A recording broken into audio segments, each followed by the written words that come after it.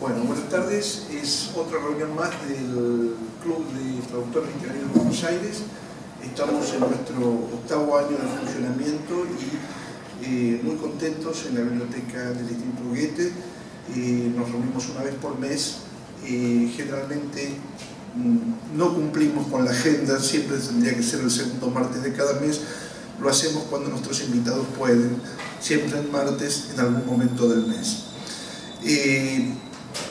La idea básicamente es, desde hace 8 años, reunirnos una vez mensualmente para hablar sobre cuestiones que hacen a la traducción, a los problemas vinculados a la traducción, ya sea desde un punto de vista técnico, ya sea desde un punto de vista administrativo, y tocamos incidentalmente cuestiones que tienen que ver también con el mundo editorial y con el estado de la lengua.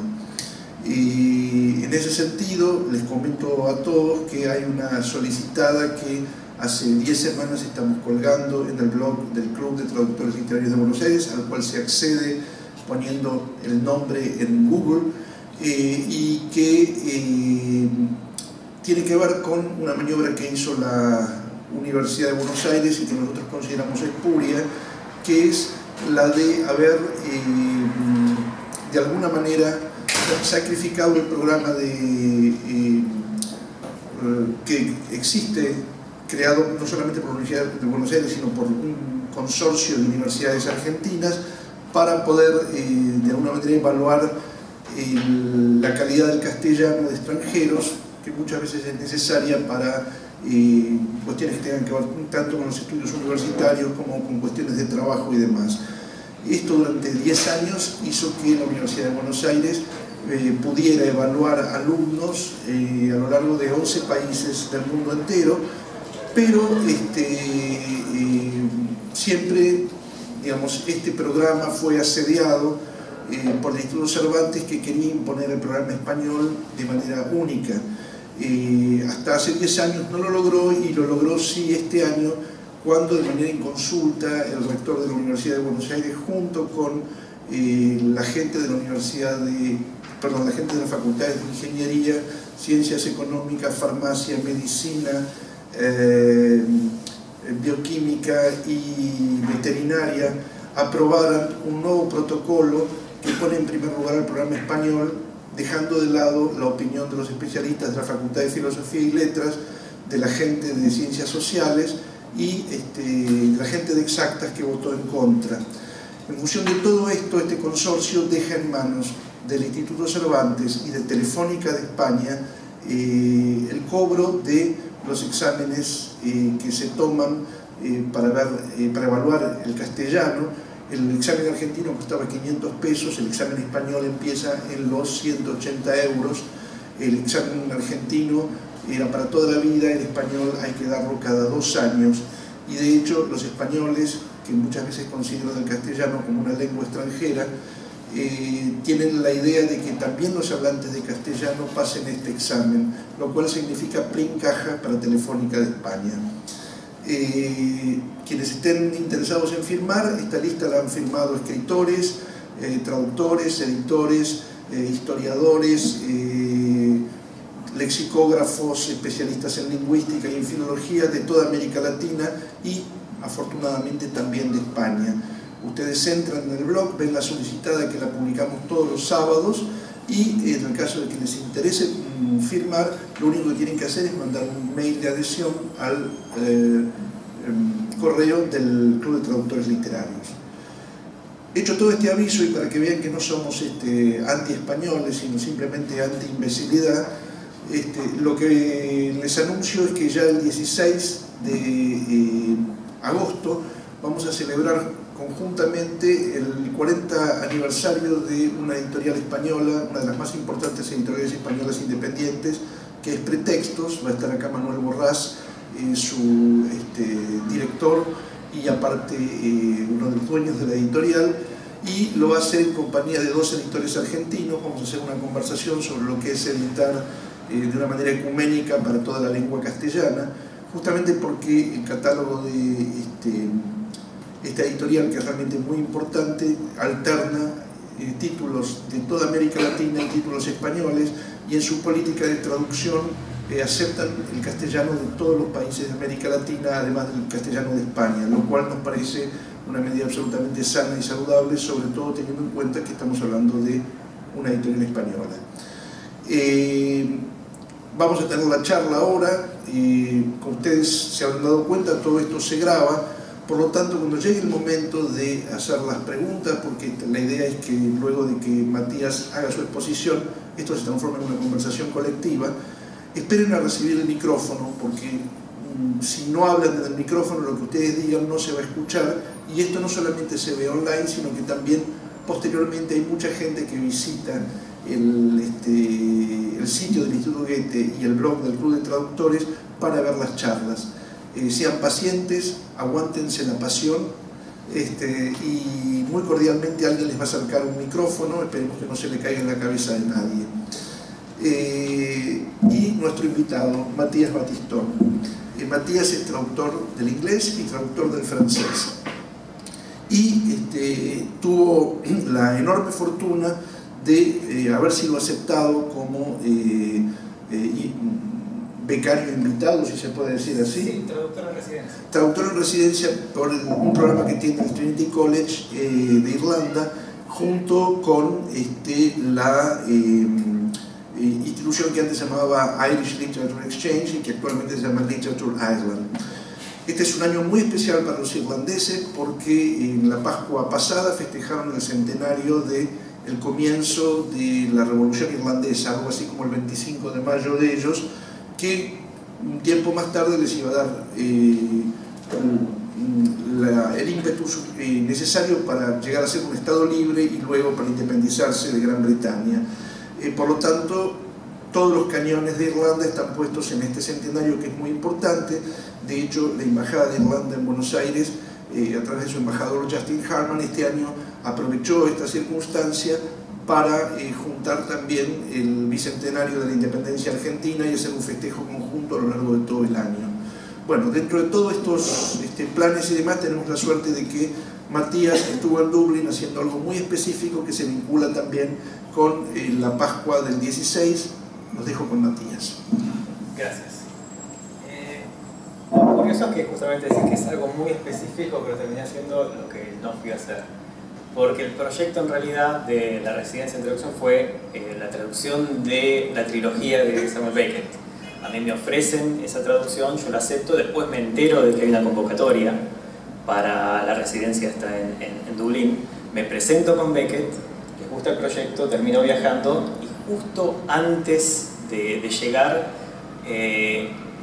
le dan a la misma editorial el visto bueno para editar otro libro más, que es La insurrección en Dublín de James Stephens. Libro que lo recomienda Literature Island a la editorial. La editorial se puso en contacto por una ayuda para el libro de Beckett, y hay un plan ahora que promovió el Arts Council de Irlanda, en el que se fomenta la traducción de títulos que tienen que ver con el alzamiento de Pascua a otros idiomas. Entonces, justo cuando había muy poquito tiempo para terminar la convocatoria, le mandan a Ediciones Godot en Argentina, le mandan un catálogo con obras que tienen que ver con el lanzamiento de Pascua, y le dicen, bueno, si alguna les interesa pueden traducirla y se pueden presentar. Literature Island, si les aprueban el proyecto, paga derechos y los costos de traducción. Se presenta Ediciones Godot, nos presentamos en paralelo a la residencia, me presento yo, me dan la residencia para el proyecto de Beckett, poco tiempo después aprueban el proyecto de Stephens, entonces yo viajo pensando que voy a traducir a Beckett, a hacer investigación sobre Beckett, y de paso voy a hacer el libro de Stevenson. Voy a estar 4 meses, con suficiente tiempo como para investigar, traducir, y cuando llego veo que no es exactamente el bicentenario argentino allá, no fue el mismo tipo de celebración. Allá llegas y estás en pleno alzamiento de Pascua. La verdad es que hubo una inversión enorme, no solamente en términos monetarios, sino de interés de toda la población por sumarse a los festejos. ¿Qué quiere decir esto? No es nada más escarapelas, si se quiere, o banderas, sino que llegás y en los edificios hay carteles enormes, artísticos sobre la insurrección, vas a los pubs que son, digamos, cuantiosos en Dublín, y en cada vidriera, en cada vidrio, en cada ventana tenés retratos de los líderes de lanzamiento, tienes informaciones, tienes biografías en la calle, en volantes, abría el diario y había noticias sobre nuevos festejos, preparaciones para los festejos, porque yo llegué a fines de enero y los festejos eran dobles de hecho porque eran en marzo y en abril. Eran en marzo porque caía Pascua justamente en esas fechas, y después en abril, que es el festejo de calendario, si se quiere. Y entonces prendes la televisión o vas a internet y te encontrás con trivia sobre el alzamiento, con datos sobre el alzamiento. Entonces era como si la misma situación me pidiera que tradujera el libro de Stevens más que el de Beckett. Yo en paralelo me pongo a investigar la obra de Beckett. Yo tengo que traducir ahora porque el proyecto sigue la trilogía, las 3 novelas que él escribió en francés. Y mientras estoy trabajando con eso, traduciendo, al poco tiempo, y estoy terminando otras traducciones también que llevé de acá, resulta que me llega un correo que me dice de la editorial: por el momento frena la traducción. Y pregunté por qué, y hay unos problemas, ahora los tenemos que resolver. Pasa el tiempo, yo me aboco a Stevens, y después resulta que hay un problema de derechos. ¿Con Beckett? Sí. Con Beckett. Stevens está todo planchado. No está liberado, pero eso lo gerenció Literature Island, no había ningún problema. No puedo divulgar mucho qué pasó, pero se trabó el proyecto, no por culpa de editorial ni nada, sino que hubo un conflicto de otro orden. Familiar. Sí, podría decirse una familia un poco más grande que otra, y hay problemas de ese estilo. Entonces yo me veo en una situación un poco incómoda, que me pagaron el viaje, estoy, digamos, como invitado en Irlanda para traducir un libro que de repente no se sabe si voy a traducir o no. No te hagas ningún problema por eso, porque a mí me tocó tener 2 becas en Irlanda sobre libros que nunca pude traducir por exactamente el mismo tipo de problema de derecho. Entonces están acostumbrados. Así que sí. Están acostumbrados los irlandeses, sí. Sí, no se hicieron demasiados problemas, ¿verdad? Pero justamente yo tenía el respaldo del otro libro que estaba trabajando, que es el de Stevens, y la verdad es que me pude abocar entonces de lleno al libro ese mientras estaba haciendo otro tipo de investigación, porque seguía trabajando con Beckett por las dudas, porque no se sabe, de hecho después se destrabó. Y mientras trabajaba el libro de Stevens me daba una especie de, como dije yo, abría la ventana y estaba el alzamiento afuera. Cada vez que yo salía iba a una conferencia o algo y le llevaban a otra conferencia más sobre el alzamiento, había representaciones. El libro del año fue justamente Fallen, que es una novela sobre el alzamiento de Pascua. Y mientras yo estaba investigando el libro de Stevens, era un poco como, me dio una suerte de paranoia invertida, ¿no? Era como si la ciudad me estuviera ayudando a traducir el libro.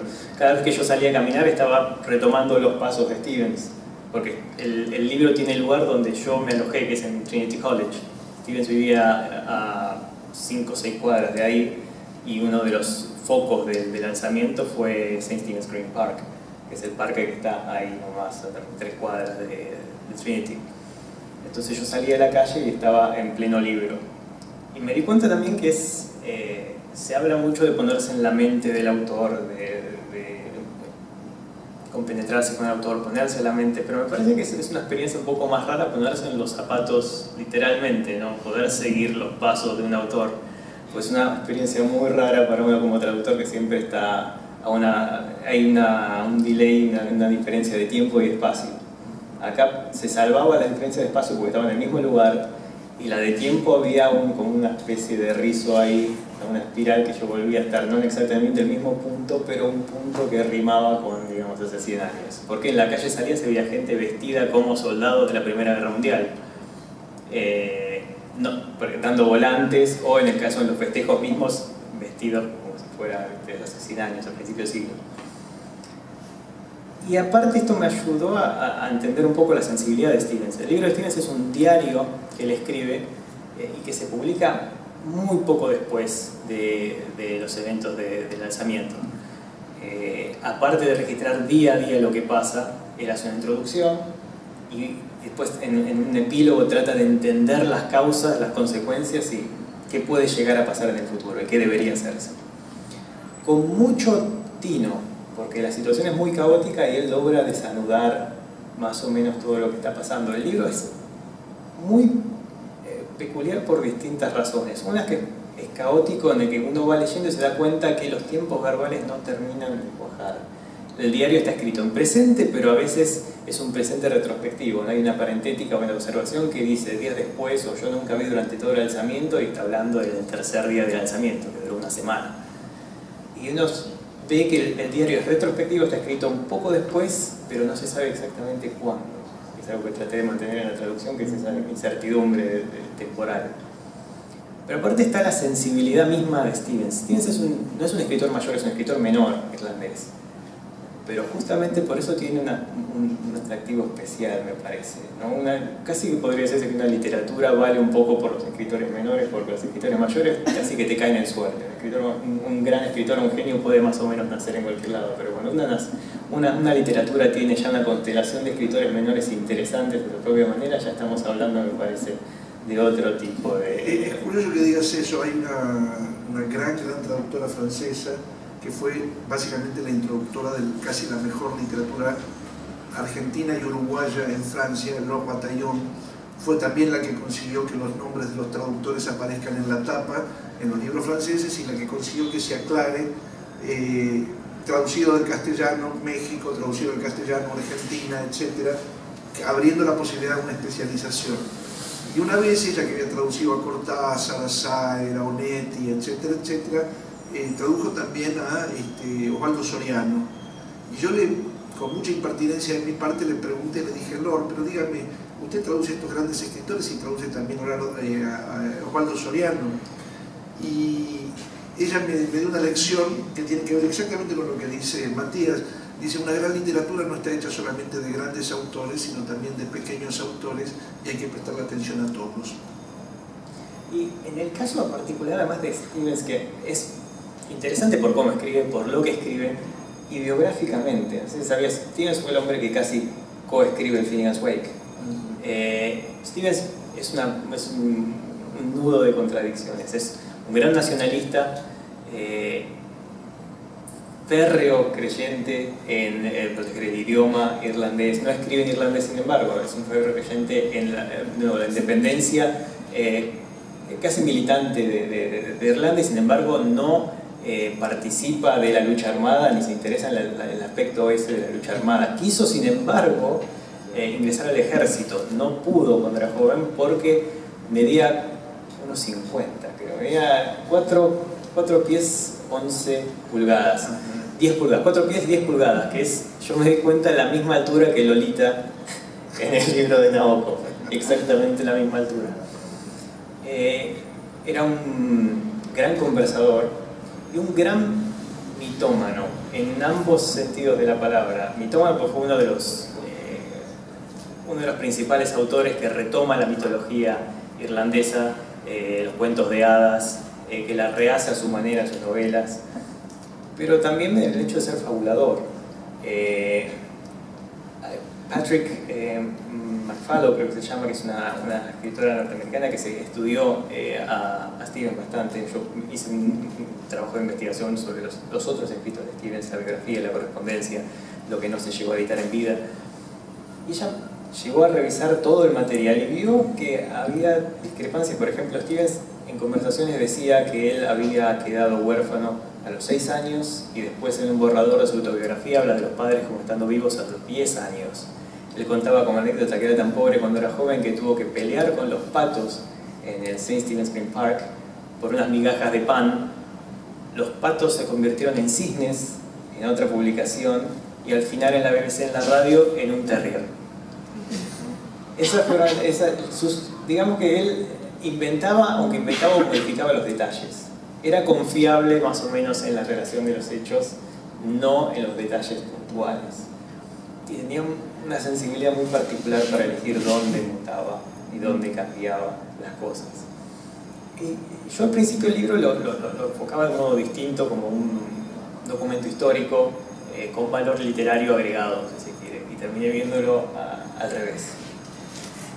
¿Por qué? Porque yo me di cuenta que esta sensibilidad de la que hablo de Stevens puntúa todo el del diario y lo hace muy diferente a todos los otros documentos de la época sobre lo que pasó durante la insurrección. Hay un poema que yo escuché en una de las conferencias sobre el alzamiento, que es de Paula Meehan, que se llama 10 Ducks Died for Ireland, que es esos patos murieron por Irlanda, en la que ella se concentra en un dato que quedó registrado, que es la cantidad de animales que se murieron en el parque durante la semana del alzamiento.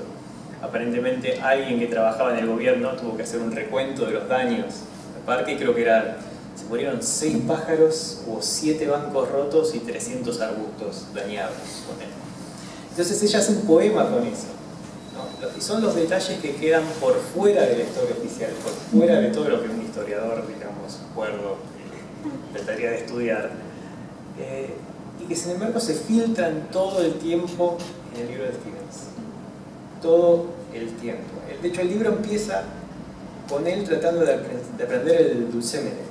Es un instrumento tradicional con el que quiere tocar las melodías de Irlanda y está luchando por aprender a leer música, a cómo funcionan las partituras, las notas por encima de las líneas, por abajo, y no puede. Y ese es su conflicto inicial.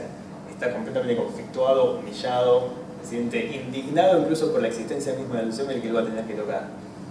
Y esto entra en contraste cuando escucha literalmente los primeros disparos de lo que sería el alzamiento. Pero él lo deja, y de hecho si pensamos que el libro lo escribió en retrospectiva, lo pone adrede al principio. Y cada tanto van surgiendo esas pequeñas escenas que están en lo que se inscriben en la microhistoria, si se quiere. Por ejemplo, acá tengo una hablando de animales. Hay un ataque a la oficina de correos. La oficina de correos postales fue la sede central de los voluntarios irlandeses, que fueron las fuerzas que tomaron la ciudad. Y hubo un ataque de los soldados británicos para tratar de sacarlos al principio. Entonces, es el martes, empezó el lunes el lanzamiento. Él habla de una tropa de lanceros que es repelida inmediatamente, dice es una estupidez usar caballos en una pelea en la ciudad. Y dice, en relación con este episodio se dice que la gente, en especial las mujeres, estaban del lado de los soldados y asediaban a los voluntarios a ladrillazos, botellazos y palazos, al grito de ¿quieren lastimar a estos pobres hombres? Había otras mujeres furibundas que amenazaban a los voluntarios dirigiéndoles esta petrificante pregunta: ¿quieren lastimar a estos pobres caballos?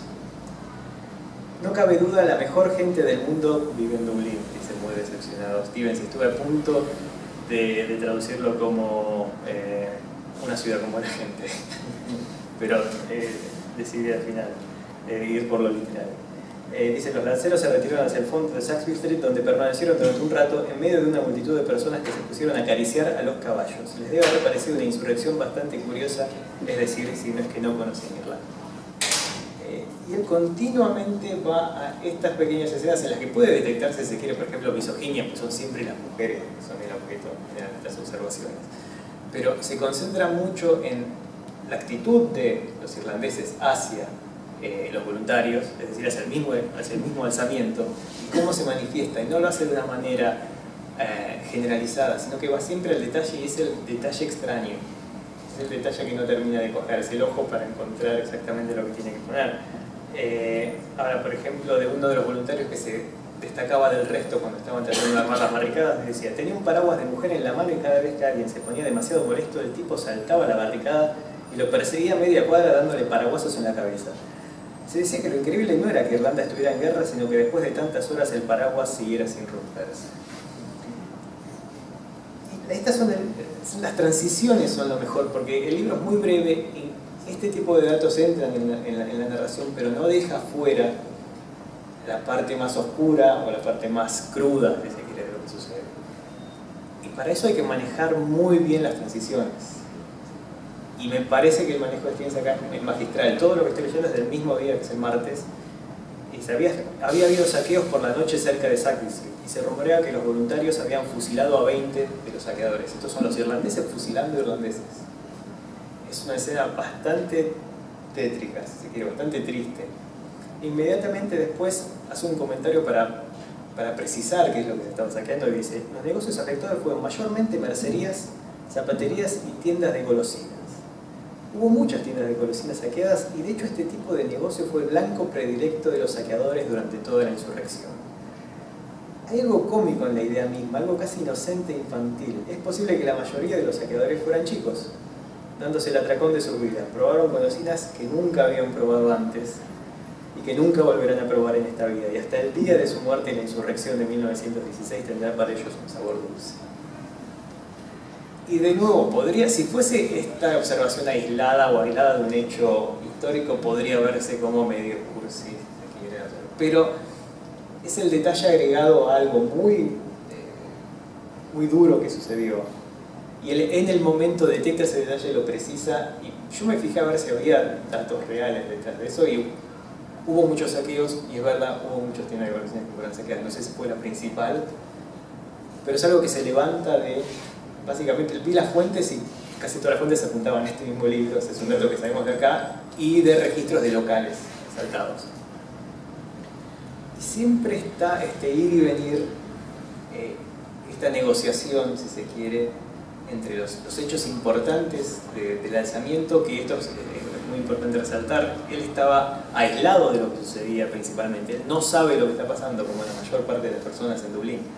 El alzamiento comienza por sorpresa, porque eso sería una de las claves estratégicas del alzamiento, pero también sin que nadie entienda exactamente qué está pasando. Y Stevens, que conocía a los líderes, o a varios de los líderes, de hecho, del alzamiento, tampoco. Y después comenta que todo el mundo parecía pensar que esto podía llegar a suceder.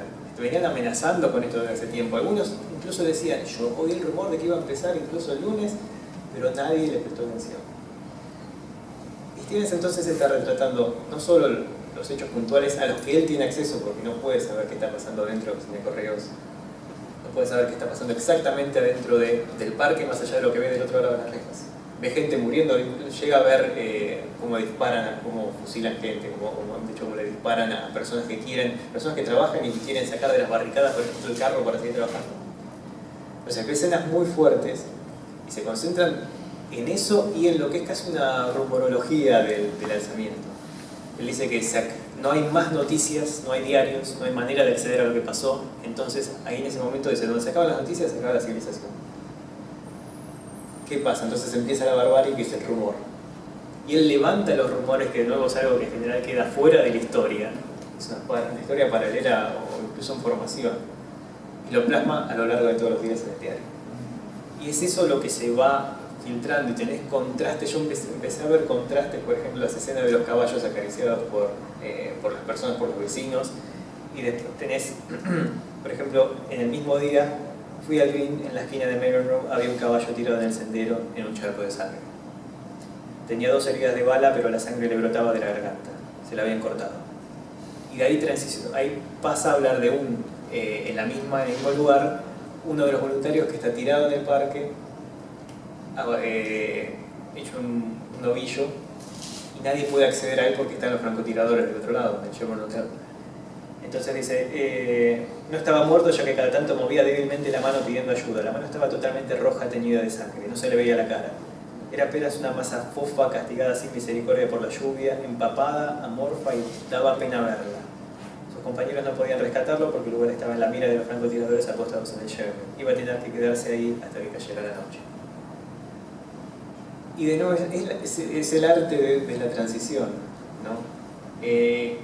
Incluso él está todo el tiempo tratando de conseguir rumores, de conseguir nuevas noticias de qué pasó, lo más cercano que pueda conseguir, que es lo que dice la gente del barrio. Y habla al fin, hay un momento que me parece que es clave, que encuentra a alguien que está como él obsesionado con los rumores, pero en producirlos. Es una persona que está todo el tiempo prodigando historias, y él se da cuenta de algo puntual. Dice, hoy más temprano me encontré con un tipo fuera de sí, que escupía rumores como si en vez de boca tuviera una ametralladora o un linotipo. Se creía todo lo que escuchaba y todo lo que escuchaba pasaba a ser, como por arte de magia, una señal de que sus expectativas iban a cumplirse. Expectativas violentamente anti-inglesas. Decía que los alemanes se habían desembarcado en 3 lugares distintos, en uno solo de esos lugares habían desembarcado 15.000 hombres, en los otros probablemente habían desembarcado más, Creo que este hombre creaba y difundía cada uno de los rumores que llegaban a Dublín y era el único al que yo había visto elegir sin medias tintas uno de los dos bandos. Se despidió y se fue y cuando me di vuelta lo vi descargando sus noticias en el oído de un pobre transeúnte boquiabierto al que había detenido exclusivamente para ese fin. Casi vuelvo para escuchar lo que decía y comprobar si le contaba la misma historia o si la cambiaba hasta convertirla en otra completamente nueva. Porque lo cierto es que estoy interesado en el arte de la narración. Y esto me parece que concentra un poco la actitud de Stevens, del arte de la observación de Stevens, y también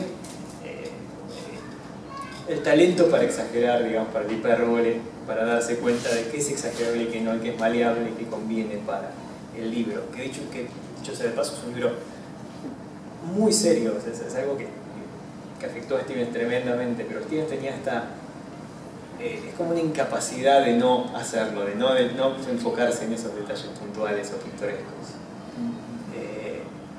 Y esto es algo que me ayudó, me parece a mí, a traducir el libro, detectar esta sensibilidad particular y estos momentos sobre este tipo de enfoque, más que concentrarme en lo histórico, que de por sí ya me lo estaba proveyendo la ciudad misma. Te interrumpo un segundo para preguntarte Sí. una serie de cuestiones prácticas, como por ejemplo, tengo entendido que vos recibías alojamiento, un dinero, pero aparte tenías obligaciones que cumplir. Sí. ¿Podés hablar un poquito de eso?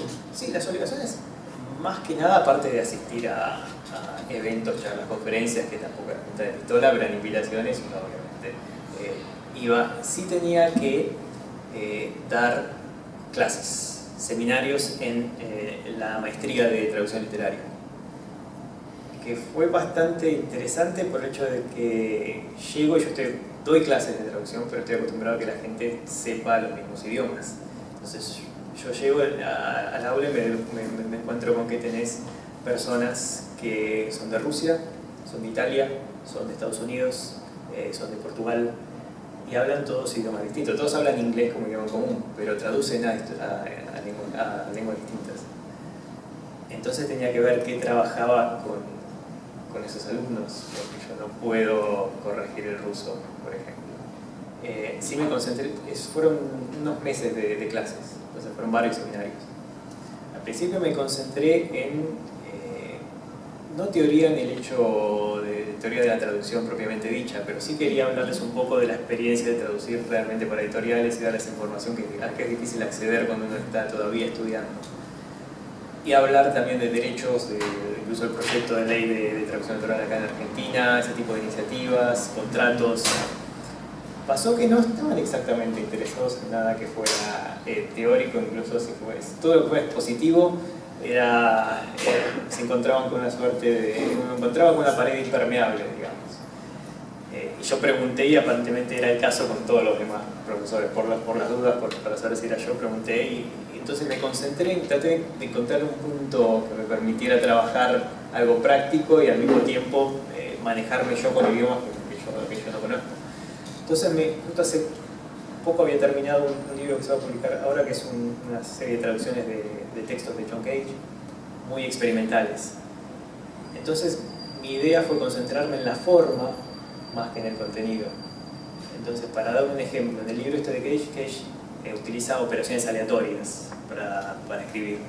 Eso significa que usaba el chin o el king para determinar ciertos parámetros de su escritura. Por ejemplo, cuántas palabras iba a tener cada frase, cuántas frases cada párrafo y cuántos párrafos cada texto.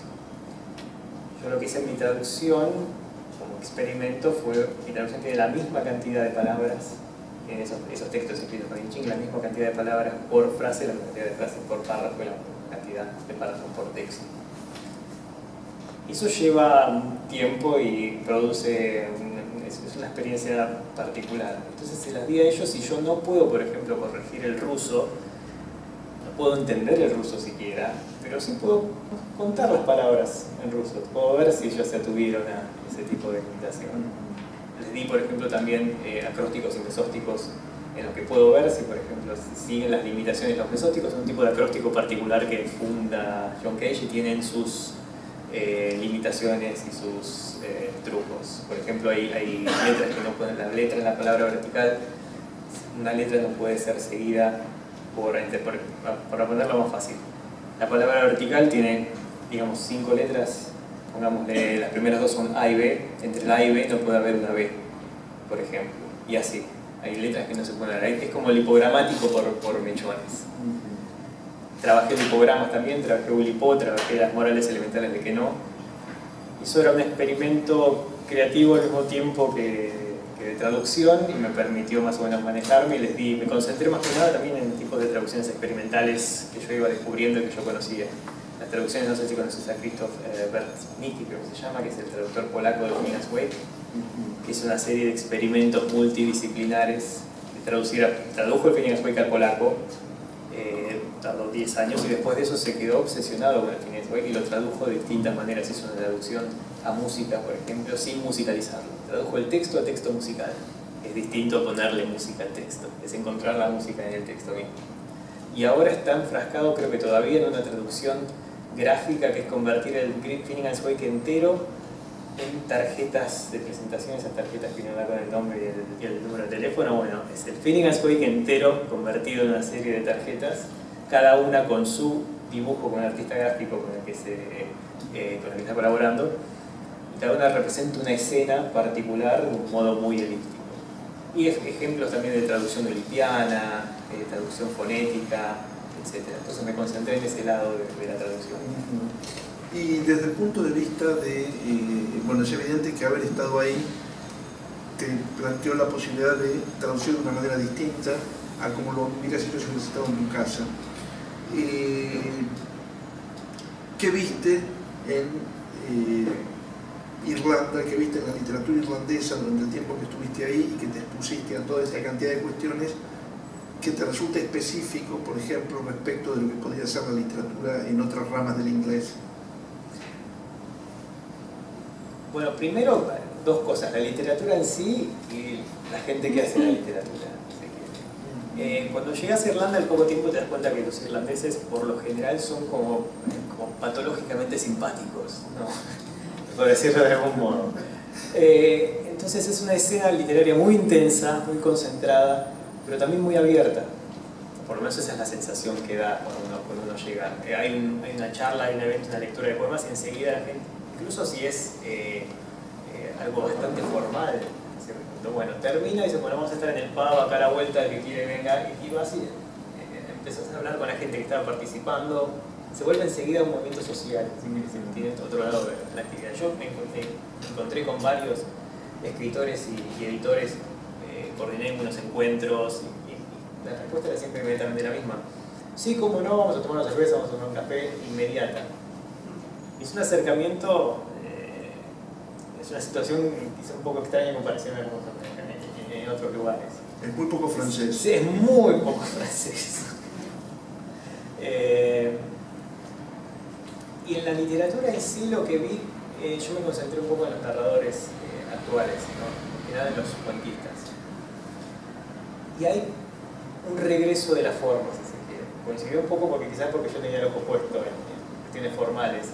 Y que hay narradores ahora que están saliendo de algo que fue un corset durante muchísimo tiempo en Irlanda, en la literatura irlandesa, que es el realismo, que es un enfoque en las cuestiones costumbristas o los detalles de la vida diaria, de las tribulaciones, bueno, y dejando la forma como algo que está dado o recibido, ¿no? La experimentación o la exploración siempre va del lado del contenido.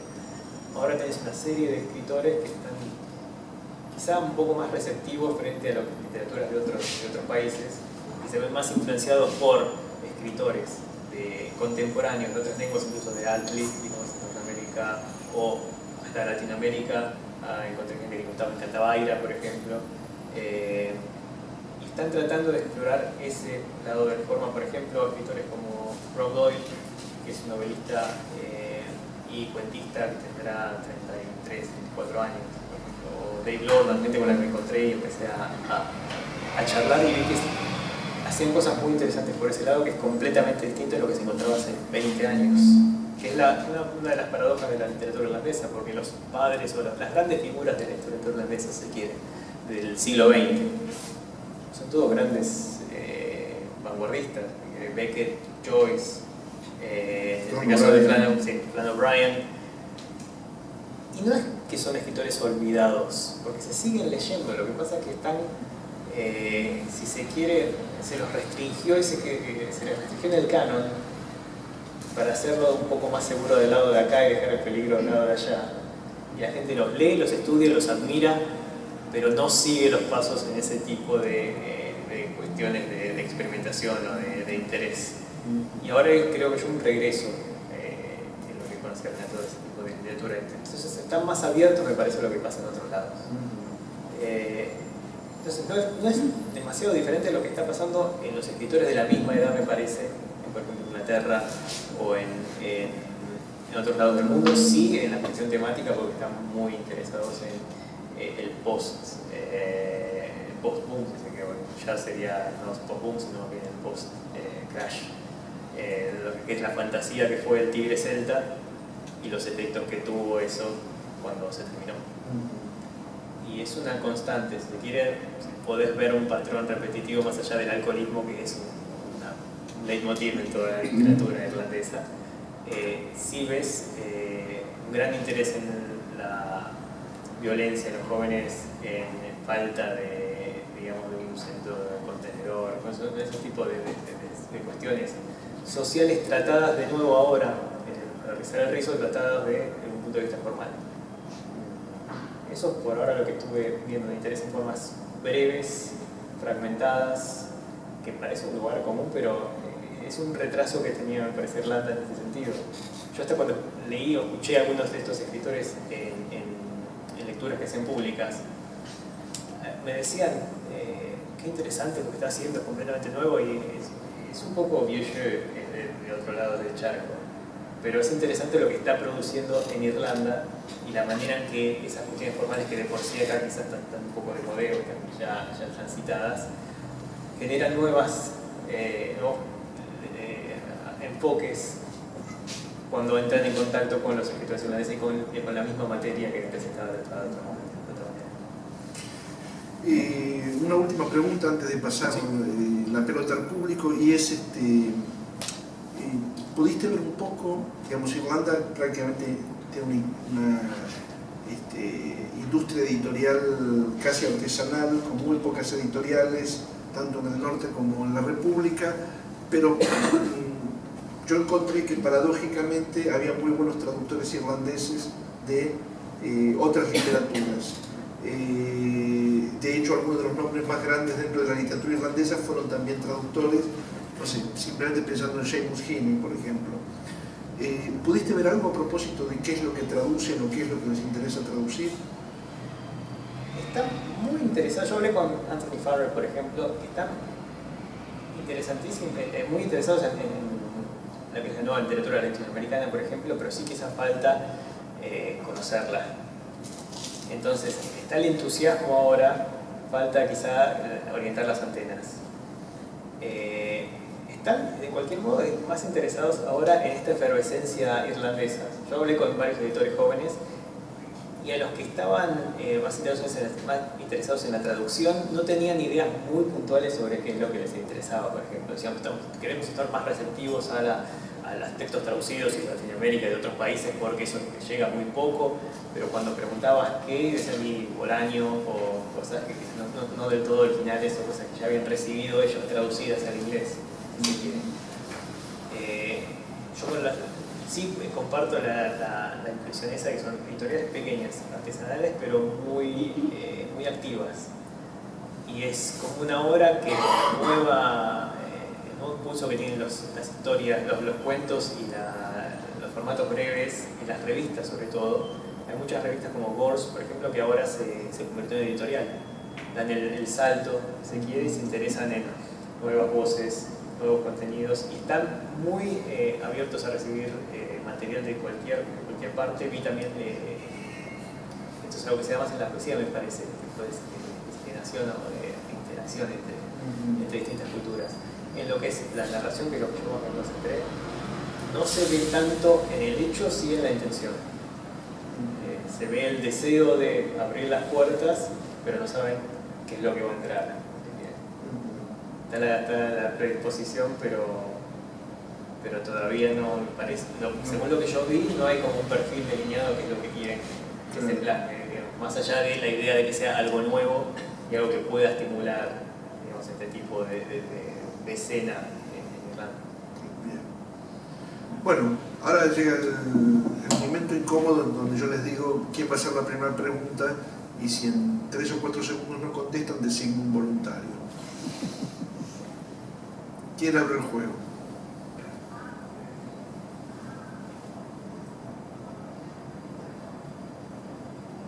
Dale, chicos, ay. ¿De qué nacionalidad predominan los que quieren entrar? ¿Cómo? Perdón. ¿De qué nacionalidad predominan los que quieren entrar a Irlanda? ¿Inmigratoriamente Sí. o...? Sí. Y la verdad ahora es...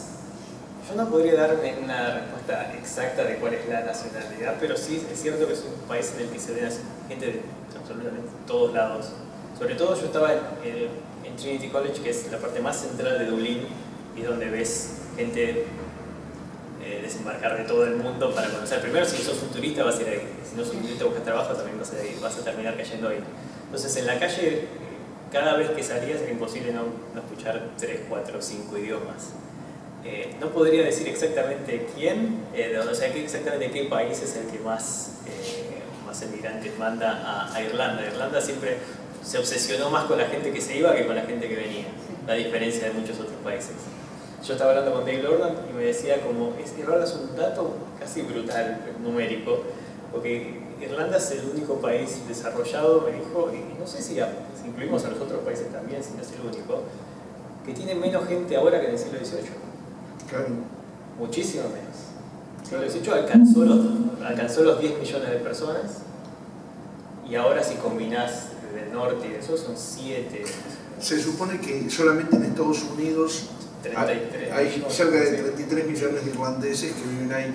Irlanda tiene, entre otros problemas, una tierra muy pequeña. Imagínense que del norte al sur es más o menos de acá Mar del Plata y de este a oeste es más o menos de acá Dolores. Entonces estamos hablando de un país realmente muy pequeñito. Luego un país que tiene hasta hace muy poco tiempo, no sé si sigue todavía, el derecho de mayorazgo, o sea, hereda la tierra solamente el hijo mayor. Familias católicas que tenían de pronto 10 o 12 hijos, el resto o se hacían curas, o se hacían militares, o se iban. Y se iban a Estados Unidos, a Gran Bretaña, a Australia y afortunadamente una buena cantidad vino a Argentina. Pero digamos, durante mucho tiempo fue más un país que echaba gente a los que traía. A mí me pasó, yo fui varias veces a Irlanda y me pasó que la primera vez que fui eran todos muy pobres y la gente trabajaba 20 horas por día. La segunda vez que fui había trabajos que ya no hacían los irlandeses y que eran para portugueses y españoles. La tercera vez que fui había una población solamente en Dublín de más de 50.000 polacos, cerca de 30.000 checos y había gente de toda Europa del Este, sobre todo de los países bálticos. La cuarta vez que fui había negros por primera vez, inmigrantes negros en Irlanda, lo cual era bastante excepcional.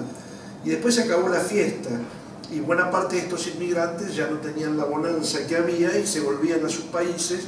Por supuesto muchos se quedaron y uno puede ver en Dublín, por ejemplo, que hay pubs checos o hay barrios polacos, y en Limerick llegaban a publicar un diario en ruso, para que tengan una idea. O sea que sumado a todo eso está toda la gente que va a estudiar inglés y que se queda ahí.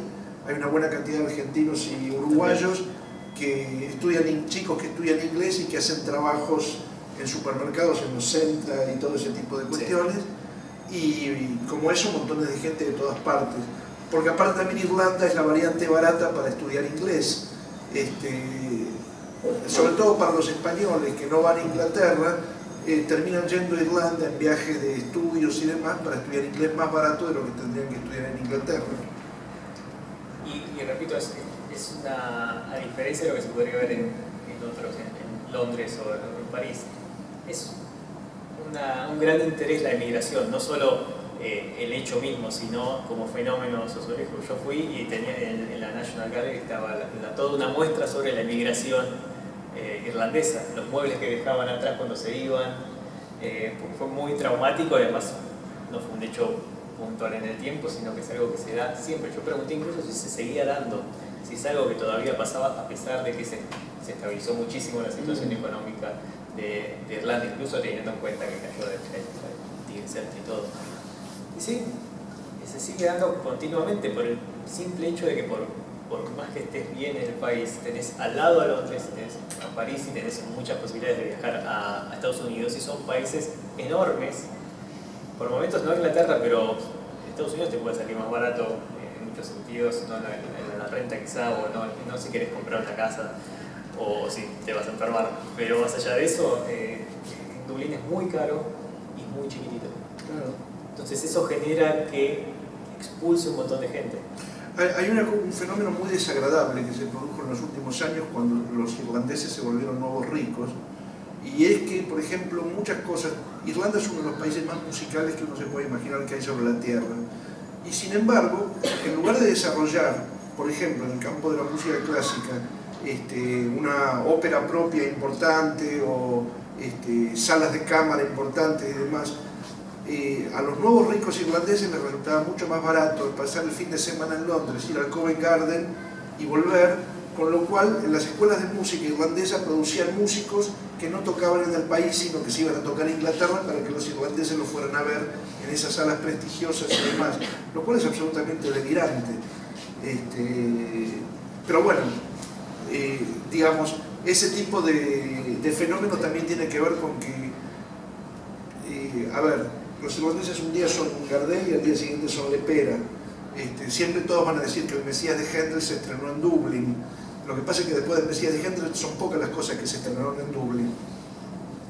Por eso justamente la atención que le dan a ese evento particular. A ese evento particular, claro. Así que...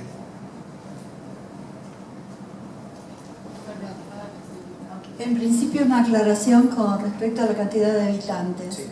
Eso tiene que haber sido antes de la peste de las papas. En la peste de las papas murieron 2,5 millones de irlandeses y 1,5 millones tuvo que emigrar. O sea que después vino una debacle muy grande en el sentido de la cantidad de habitantes. Pero mi pregunta va más allá. Ahora que Inglaterra se separa de la comunidad europea, ¿qué piensan hacer Irlanda del Norte? ¿Tienen alguna, usted que estuvo ahí, husmeó algo, no sé? La verdad es que primero nadie se esperaba esto. Yo volví en fines de mayo. Entonces esto ni siquiera era como una posibilidad. Nadie, bueno, ni siquiera Cameron pensaba que iba a ser el resultado. Yo estaba en Dublín y no en Belfast, de hecho. Entonces mi contacto con lo que pensaron o lo que podría pasar en la parte del norte es muy limitado. No sé realmente qué puede llegar a pasar. En el caso quizás más volátil en Escocia, me parece. Pero la verdad, el Brexit no era ni siquiera un tema de que se hablara, o era a lo sumo algo en la historia futura que sabían que iba a pasar, pero un hecho entre otros. Nadie pensaba que podía llegar a suceder lo que sucedió. Mucho menos qué consecuencias puede llegar a tener. Gracias.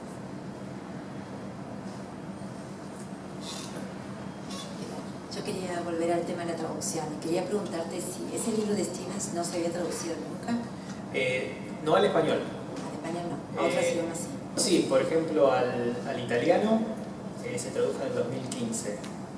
Terroni creo que lo tradujo, Enrico Terroni, que tradujo el Ulises y está trabajando en una traducción del Phineas Wake al italiano. Al francés creo que no, y sé que hay un par de lenguas asiáticas al que lo están traduciendo ahora, porque me comentaron que dentro de la misma camada las otras editoriales... Esa era mi segunda pregunta. Sí. Si durante tu estadía ya había otros traductores de otras lenguas traduciendo el mismo libro. No. El único otro traductor que estaba en residencia, que es otro tipo de residencia que era por 2 semanas o 3 semanas, era una traductora china, que creo que William Trevor estaba traduciendo. Entonces el de Stevens yo era el único que se estaba ocupando de eso en el momento.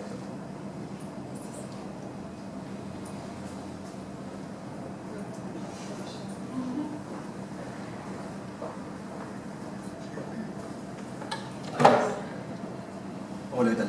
Hola. Te quería quería preguntar sobre la influencia del gaélico en Irlanda actualmente. Si está más allá de Dublin, que tengo entendido que es donde menos se habla, a diferencia de Cork. Pero si está en ascenso, en descenso, tengo entendido que la Unión Europea está organizando programas, no sé si ya la reconoció como una de las lenguas de la Unión Europea, y si afecta ¿cómo influencia a Irlanda actualmente y eso? Sí, a ver, el interés del gobierno es enorme. O sea, vos llegás y lo primero que ves es que todos los carteles están en irlandés, propiamente dicho, y después en inglés. Por ley tienen que estar en irlandés y después en inglés. Por más que después uno le preguntas a cualquier persona y le dicen, y yo lo vi en la escuela, pero la verdad es que no están muy familiarizados con el idioma. Te recomiendo, no sé si lo viste, hay un documental que se llama, creo que es No Bearla, que es de Malcolm Magan, que es un escritor, documentarista y comentarista irlandés. Yo lo conocí en persona de casualidad, fui a una conferencia, la primera conferencia internacional de ultimología, que es una disciplina que crearon las mismas dos personas que la organizaron, que es básicamente el estudio de formas de pensamiento y de conocimiento que están en decadencia o en muerte, proceso últimamente en las últimas etapas de su existencia. Por ejemplo, disciplinas que ya no se estudien, pongamos frenología en los museos, por ejemplo, cosas que ya no se usan. En el caso de la traducción me preguntaron qué podría hacer y yo pensaba, bueno, hay tecnologías, por ejemplo, que ya no sé, más allá de los diccionarios que están en desuso, hay cosas, hay nuevas herramientas, hay otro tipo de cosas que ya no existen por el mismo hecho de internet, por ejemplo, de poder comunicarse con un nativo casi inmediatamente. Ellos se concentran entonces, o la idea misma de la disciplina, porque todavía casi no existe, era concentrarse en eso. Y uno de los que hablaban en las conferencias era Magan. Y yo es una persona muy alta, medía más o menos el doble que yo, debe seguir midiendo el doble que yo. Y la cosa es que él empezó a hablar sobre el libro el Book of Kells, el libro de Kells, que es el famoso libro, un manuscrito del siglo VIII que está en Trinity, es una de las atracciones de la universidad. Y él habló de cómo se escribía, en un momento dijo, no, esto no está funcionando. Entonces se desvistió, se quedó en calzones en medio de la sala, se puso un par de trapos y empezó a hacer de monje que supuestamente escribió el libro. Bueno, pasó la charla, después subimos, había un break con café para hablar, y empecé a hablar con él y él salió la cuestión que estás haciendo vos acá. Bueno, yo soy traductor, estoy traduciendo el libro de Tibet sobre el lanzamiento de Pascua. Ah, sí, me dice, yo soy familiar de O'Rahel, que fue uno de los líderes del alzamiento, y él era el bisnieto sobrino, creo que es. Y él creció, se crió en una de las familias más nacionalistas que vos pudieras imaginar. De hecho, él decía, yo sé alemán solamente porque mis abuelos pensaban que Alemania era una buena fuente de armas. Ese era el criterio lingüístico. A él lo criaron en irlandés. Él aprendió, decía, inglés subrepticiamente por su cuenta. Y él se interesa muchísimo en el fenómeno mismo, en la riqueza del irlandés y en el hecho de que ahora casi no se encuentran personas en la calle, por ejemplo, hablando irlandés. Entonces lo que quiso saber es, si solo hablar irlandés, ¿se podría manejar en Irlanda? Y todo el documental es él hablando puramente irlandés, yendo a Dublín preguntando hasta si tienen un mapa en irlandés, por ejemplo. Dicen, no, tenemos el mapa en alemán, en francés, en español, en italiano, pero no, en irlandés no. Y lo podés ver, por ejemplo, cantando viejitas en la calle canciones lo más obscenas que podés pensar, tipo Yayo, bueno, ahí tenés a la viejita que mira qué lindo, porque no entienden lo que está cantando. Entonces quiso analizar el fenómeno de si la lengua realmente está muerta o no, y en qué estado está. Esto fue, creo que lo hizo hace unos 6 años, 7 años, es un poco más. Lo que te puedo decir es de la gente con la que hablé, y sí, por ejemplo, fui a una presentación de un libro, y el libro se había traducido al inglés del irlandés. Me llevaron pensando que iba a ser en inglés todo, pero el impulso, el entusiasmo llevó a que todos en la presentación, tanto las preguntas del público como lo que decían, eran irlandés. Yo no entendía nada absolutamente, y veía por lo menos que había gente que hablaba irlandés. Pero al mismo tiempo el hecho de que llevara a esta gente el evento me da la impresión de que es algo inusual, y que este entusiasmo se da porque la situación es infrecuente. En lo que preguntás vos hay una cosa que es bastante... Bueno, vos pudiste viajar por adentro de Irlanda. En el oeste de Irlanda está una de las zonas de mayor cantidad de hablantes de irlandés. La zona se la denomina Gaeltag, sobre todo arriba de lo que sería Galway y prácticamente hasta Donegal, que queda en el norte de Irlanda. Y ahí directamente los carteles no están en inglés, están solamente en irlandés. Y de pronto, por ejemplo, a mí me tocó ir a las Islas Aran, enfrente de la costa de Galway.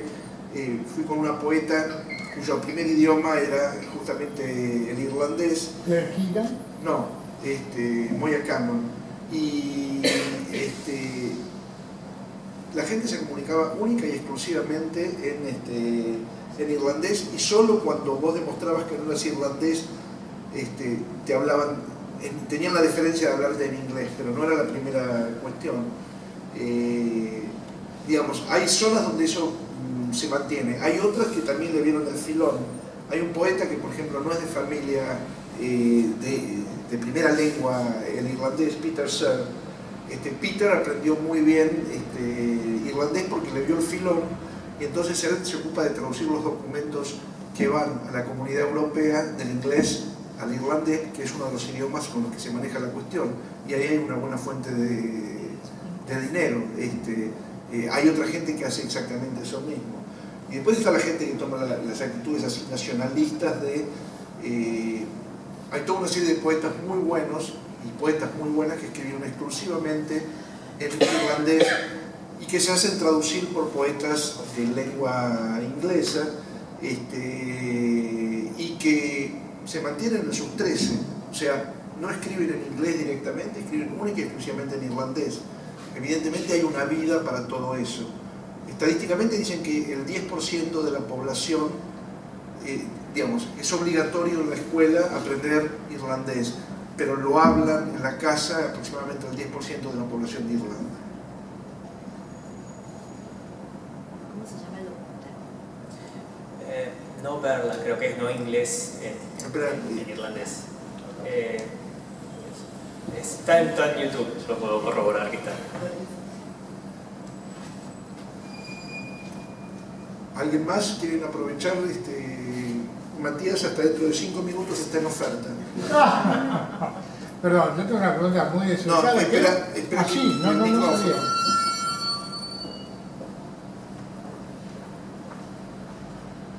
Sorry. No, perdón.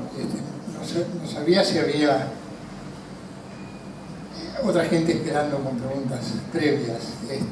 Yo venía pensando que seguramente me debía haber perdido ya la mejor parte de todo esto. No me desilusionen, debe haber sido así, ¿no? Y no sabemos qué va a seguir después. Así que... Hasta el momento, la pregunta. Hasta el momento llevas perdido el 95% de lo que pasó. Pero puede que el 5% sea increíble. Sí, increíble. Pero ese es el problema tuyo, ¿no? Pero decía, bueno, ¿qué quiero saber yo de todo esto? De toda una cosa que realmente me interesaba mucho, no pude por cuestiones de trabajo llegar antes, pero me interesaría saber, en la extensión que vos decidas asignarle y el tiempo de que se disponga, ¿qué rasgos característicos mencionarías de tu estudio de traducción formal en Dublin? Es que en Dublin yo no tomé clases, sino que las di, para decirlo no modestamente. Sí, de la experiencia te puedo decir que lo que fue increíble fue más que nada, más que el hecho mismo de la traducción, fue el contacto con otros escritores y con editores y con la gente del lugar. Sí, lo único raro que puedo decir como traductor quizá, o una cosa en el medio, fue cómo el mismo lugar guió la investigación que hice para mi traducción. Por ejemplo, yo traduje, no sé si estabas, un libro James Stephens que es sobre el lanzamiento de Pascua, y el hecho de que los detalles históricos estuvieran tan evidentes porque todo el mundo publicaba cosas sobre el lanzamiento de Pascua, y como yo había detectado que Stephens se guiaba con su sensibilidad al lector hacia detalles puntuales laterales que no tienen que ver exactamente con lo importante histórico, Eso me llevó, cuando yo hacía mi investigación, a un lado un poco más extraño que es el inusual. O sea, en general uno tiene un libro, tiene dificultades y busca cómo se dice esto entre el idioma, o qué pasa exactamente acá en esta escena, o en el libro histórico, qué es lo que estaba pasando en ese momento. Cuando yo estaba en la biblioteca de Trinity manejando libros, empecé a preguntarme qué estaba pasando al momento que Stevens escribía lo que escribía, pero qué estaba pasando que no era importante. Entonces empecé a consultar, por ejemplo, diarios de otros escritores, correspondencias, ese tipo de material de gente que no sabía qué estaba pasando en el lanzamiento de Pascua, o que sabía y hablaba de cosas que tenían muy poco que ver, tangenciales. Entonces fui armando como una suerte de calendario infraordinario, ¿no? De cosas que pasaban que no eran algo que se mantenía en el tiempo, no eran importantes porque eran características de la época, no te pueden decir, no te pueden dar un retrato del momento, porque no eran costumbres, ni tampoco eran importantes por excepcionales, porque era un hecho de gran importancia en sí mismo, o porque era un hecho irrepetible. Entonces esto creo que no sirvió lo más mismo para la traducción en sí, pero sí como traductor fue algo que me fue llevando el texto mismo a investigar por alrededor del texto. Es que vos estás ahí hablando justamente de una parte que la mayor parte de las veces cuando se habla de traducción no se tiene en cuenta. O sea, traducir palabras es una parte del trabajo del traductor, pero lo que no se estudia normalmente en ningún tipo de profesorado ni en ningún tipo de academia es traducir las mentalidades que están detrás de las palabras que uno está traduciendo. No piensa de la misma manera un porteño que un cordobés, que un salteño. Bueno, eso mismo llevado a otros países funciona exactamente igual. No es lo mismo un tipo de Dublín que un tipo de Galway, y no es lo mismo un tipo de Londres que un tipo de Dublín. Entonces, no es solamente el problema de la traducción de las palabras y de ver cómo ese pueblo le dio a las palabras forma, es también entender la temperatura que hay detrás de las palabras y entender todo ese tipo de cosas que solamente, creo yo, un tipo de estadía como la que pudiste hacer vos te lo concede. Una cosa es decir que los irlandeses son simpáticos y ver más o menos profesionalmente en todas las películas que uno ve a los irlandeses siendo charlatanes, tomando cerveza, etcétera, etcétera y demás. Otra cosa es ver por qué sucede eso estando en el lugar donde los irlandeses viven. Y pasa exactamente lo mismo. Sin hablar de otro tipo de problemas que también me imagino nos perdemos siempre que leemos traducciones, que son las connotaciones que tienen los lugares. Nosotros como porteños sabemos que tal cosa pasó en Corrientes y Callao, o en Cabildo y Juramento, y tenemos montones de historias vinculadas a esos lugares que nos permiten tener una dimensión de ese lugar que una persona que no vive en ese lugar no tiene. Pero a nosotros también nos pasa cuando nos están hablando, por ejemplo, de St. Stephen's Green, que es un lugar que tiene un montón de connotaciones dentro de la historia irlandesa, entre otras cosas el inicio del levantamiento, y que simboliza un montón de otras cuestiones que en los libros, cuando uno los traduce, no están. Entonces ahí hay un problema que el traductor tiene que resolver también. Incluso yo diría que fui más allá en términos de inutilidad, porque no solo me concentré en lo que da el espíritu mismo de Irlanda o del momento, sino quería ver, por ejemplo, qué pasaba, porque al mismo tiempo de fondo está la Primera Guerra Mundial, está Verdún, de hecho, entonces esos franceses, yo me fijé, por ejemplo, vi correspondencia francesa sobre el estilo, y eso de lo que hablaban era eso, que después la batalla habría sido una de las más sangrientas y muy importante para Francia, pero qué pasaba en Inglaterra, qué pasaba en Estados Unidos. Y dentro de eso me concentré en lo que fuera menos importante. Entonces, por ejemplo, así como Stevens menciona el lunes 24 que él estaba aprendiendo el Giuseppe, estaba aprendiendo a leer notación musical, que no tiene nada que ver, yo me fijé qué estarían haciendo el mismo lunes, por ejemplo, fui al diario de Paul Claudel, por ejemplo.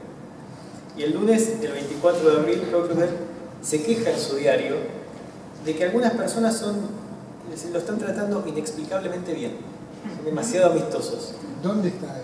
Está en París. Y esto, por alguna razón, lo saca de quicio. Dice, esto lo indigna tanto, dice, yo solo puedo conseguir solaz en el piano, en el jardín o trabajando. No sé exactamente por qué, pero el detalle es, entonces lo marqué. El 24 de abril, ese lunes, Paul Claudel registra que está indignado porque la gente lo trata demasiado bien. El 25, el martes, Kafka dice que iba a viajar a Marienbad, pero se pospuso el viaje. Entonces él lo pasó yendo y viniendo de la calle a la ventana, de la ventana al sofá, al sofá a la cama. Dice, quiso probar a escribir, a ver si podía conseguir escribir una frase después de 2 años. No sé si pudo. Después, el 26, Proust le escribe una carta muy agradecida y muy simpática al que es probablemente el pornógrafo más prolífico y sofisticado de la época. Y compara el librito que le mandó con las tablas de Moisés. Eso pasa el 26, el miércoles 26. ¿Podemos saber quién era el pornógrafo? Sí, Pierre Louis. Después, en abril, Wells se queja porque dice que los fabianistas exageraron la desocupación que iba a haber en la guerra y eso lo empujó a contratar demasiada gente para que trabajara en su jardín. Y al mismo tiempo se queja de que Beatrice Webb quiere limitar el consumo de alcohol en la isla durante la guerra. Él dice, no exageremos, y dice, esta es una cuestión sobre si la abstinencia total no puede llevar a grandes cantidades de personas muy influyentes entre las edades de 50 y 70 años a estados de indigestión catastróficos. Esta es la falta de alcohol. El jueves, E. Cummings expresa deseo de besar dinero francés. El mismo jueves, Thomas Hardy trata de deshacerse de una silla de ruedas que tiene que le pertenecía a su esposa difunta y se la trata de dar a Sidney Cochrane. Se la trata de ofrecer como algo muy seductor que él encima le tiene que dar a la esposa suya. ¿No? Tu esposa no está necesitando una silla de ruedas. Y él le dice que viene con su propia caja. Y es muy cómoda para transportarla. El viernes, Ian Forster dice que tiene problemas familiares. Dice, mother upset. Eso es todo lo que sabemos. El 29, el sábado, Wyndham Lewis, que está en un campo de guerra, logra escaparse con una rendija de una distracción para enviarle una carta a Ezra Pound. Y dice, perdón por el retraso en contestar la carta, hice varios intentos de salir. El domingo Hardy vuelve con las negociaciones por la silla de ruedas. Dice, trata de exagerar lo práctica que es. Dice, nuestro sirviente solía arrastrar a mi difunta esposa a la iglesia cada domingo usando esa silla. Aunque admite que tiene algunos puntos en contra. El problema principal, dice, es dónde ponerla. También dice que se encontró con Bernard Shaw y que hablaron con las esposas de todo tipo de cosas y dice, por supuesto, Mrs. Berry y Mrs. Shaw, las dos mujeres que estaban ahí, la esposa de Shaw y la esposa de un vecino que es Berry, se pusieron a discutir sobre el alzamiento de Pascua. Y no aclara por qué. Es evidente que las mujeres se pusieron a discutir eso y no Bernard Shaw. Es algo que queda en el misterio absoluto. Y de este tipo de escenas que yo fui recogiendo, hay algunas que... Vemos que utilizaste tu tiempo. Pero brillantemente, que fue la inversión del size. ¿Qué pensás hacer con todo ese material? La verdad no sé. Hasta casi daría pena usarlo para algo útil. Creo que iría en contra de la misma esencia del material. No sabés, pero ¿quién te quita lo bailado? Exactamente, ¿quién me quita lo perdido? Casi lógicamente. Y para terminar, es nada más una nota que hay algunas escenas que sí vi que eran tangenciales, pero al mismo tiempo cargadas de ciertos simbolismos si uno sabía lo que estaba pasando o lo que iba a pasar. Incluso un simbolismo casi exagerado o de mano pesada, si uno lo pusiera en una novela, por ejemplo, sería muy burdo. Por ejemplo, el día que empieza la insurrección, el lunes, Virginia Woolf le escribe a Violet Dickinson y empieza la carta, ya está en Sussex, y empieza la carta con una tragedia ovina. Dice, aquí estamos sentados con la ventana abierta mirando una pradera en donde acaba de morir un cordero. Parece que eso es una escena muy muy simbólica, pero no sirve para así. Si vos llegas a poner eso por aquel lado es increíblemente burdo, es un simbolismo. Pero es un simbolismo que se dio en la vida. Claro. Bueno, si a alguno de ustedes les interesa saber más de este tipo de cuestiones, creo que durante todo el año la Embajada de Irlanda va a proyectar una película que incluso se dio en la TV pública, que hizo la Universidad de Notre Dame en Estados Unidos, donde está uno de los mayores departamentos de estudios irlandeses que hay, justamente financiada por la universidad, con Liam Neeson haciendo de narrador, etcétera, etcétera, sobre el levantamiento de Pascua. Y después, a modo de revisión, hay pueden ver Michael Collins, que hay una parte de Michael Collins donde se trata justamente de este asunto. De paso, Michael Collins la hizo Neil Jordan, y Neil Jordan, antes de ser director de cine, era fundamentalmente un novelista y un cuentista irlandés realmente muy bueno. Sí, hay varios libros y varias novelas escritas sobre el Bueno, maravillosa. una pregunta que te iba a hacer, que me acabo de acordar. Hay justamente una novela muy mal traducida al castellano, que después no se tradujo nunca más, que era Insurrección, de Liam O'Flaherty, que cuenta justamente el levantamiento de Pascua. La novela es una novela realmente muy buena, pero está tan mal traducida, se tradujo en España, que Alianza Editorial, que tenía los derechos, la descatalogó porque realmente es ilegible. ¿Tuviste noticias a propósito de ese libro? Casi seguro que no estaba entre los libros propuestos. Ajá. Estoy casi seguro. Es posible que estuviera y se me pasó. Sí hay, también es interesante las novelas que se escribieron afuera de Irlanda sobre el lanzamiento. Ajá. Porque al ser un hecho histórico tan particular y reciente y al mismo tiempo de muchas consecuencias, y muy romántico hasta la manera, el mecanismo que activó en Irlanda, porque fue una victoria, ni siquiera se puede hablar de victoria moral, fue un sacrificio de sangre, como es la expresión para explicar el propósito del lanzamiento, que no tenía ninguna esperanza de tener éxito contra el monstruo que era, en términos armamentísticos, Inglaterra. Pero uno de los libros, aparte del conocido libro Vargas Llosa, que me parece un poco de buena calidad, uno de los más raros, quizás menos conocidos, el de Que no, que era Uno siempre trata a las mujeres demasiado bien, que es una especie de novela pornográfica, bestseller, extraño, violento, hecho con telón de fondo, la insurrección, el lanzamiento bajo la insurrección en Dublín, que es un juego con Joyce, con el Ulises, un poco con las novelas que estaban de moda en ese entonces, que eran los bestsellers de clase B, que quiero clase C. Es el intento de Que no por hacer literatura de ese tipo con seudónimo. Creo que con una apuesta con Boris Vian había escrito el libro. Y es uno de los libros más extraños y más particulares que se escribieron relacionados con el lanzamiento de Pascua. El libro entero se acerca de la rebelión y los grupos secretos de la hermandad irlandesa, etcétera, que estaban tras bambalinas y que controlaban lo que pasaba. Y uno sigue buscando, creo que puedes encontrar toda una tradición, digamos, de libros de todo tipo en la literatura, como mínimo europea, sobre el lanzamiento. Un montón de enfoques extraños y como en el caso de Que no, gente que usa eso como material para irse en una dirección completamente distinta. ¿Y los irlandeses frente a ese tipo de libros, cómo reaccionaban, por ejemplo? Con ese en particular, con signo de pregunta, porque muchos no conocían ni existía. Aunque lo tradujo Doty Archive Press, está ahí, y circuló. Lo que pasa es que ese tipo de libros en traducción, en el mundo anglosajón de por sí, es un nicho muy cerrado. Incluso dentro de Dublín y Control de la Celebración sí hubo una conferencia al respecto, mencionaban 3 novelas y una era la de Que no, y no pude ir, así que no sé exactamente lo que iban a decir sobre el libro mismo. La última respuesta sería indignación, creo, conociendo la recepción que tiene, claro, la manera de recibir las cosas que tiene. Uno de esos franceses. Sí. Bueno, muchísimas gracias. No, gracias. Muchas gracias y los esperamos entonces el 16 de agosto con más, a la misma hora y en el mismo canal.